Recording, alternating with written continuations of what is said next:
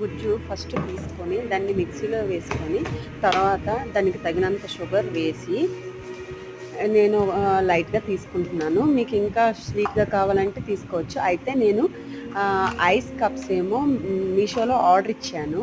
ఇవి 2 ప్యాక్స్ వచ్చాయి. రీజనబుల్ కాస్ట్లోనే ఉన్నాయి. 149కి 12 వచ్చాయి. అయితే ఈరోజు ఆ కప్స్తో నేను ట్రై చేస్తున్నాను. మీకు చూపిస్తున్నట్లయితే అవి తీయడానికి కూడా ఈజీగా ఉన్నాయి. అయితే ఒక్కొక్క కప్లో జ్యూస్ వేసి మీకు చూపిస్తున్న విధంగా నేను కప్లో జ్యూస్ వేసుకున్నాను. పైన ఒక స్ట్రా టైప్ కూడా ఇచ్చారు. మీరు వీడియోలో చూస్తున్నట్లు నేను ప్రతి కప్లో వేసేసి ఫిల్ చేసేసాను. ఫిల్ చేసిన తర్వాత వీటిని మనం డీప్ ఫ్రిడ్జ్లో పెట్టుకుంటే ఒక 10 అవర్స్ తర్వాత తీస్తే ఐస్ చాలా బాగా అయింది. మా అబ్బాయి అయితే చాలా ఎంజాయ్ చేస్తున్నాడు. మీరు కూడా చూశారు కదా. బాయ్.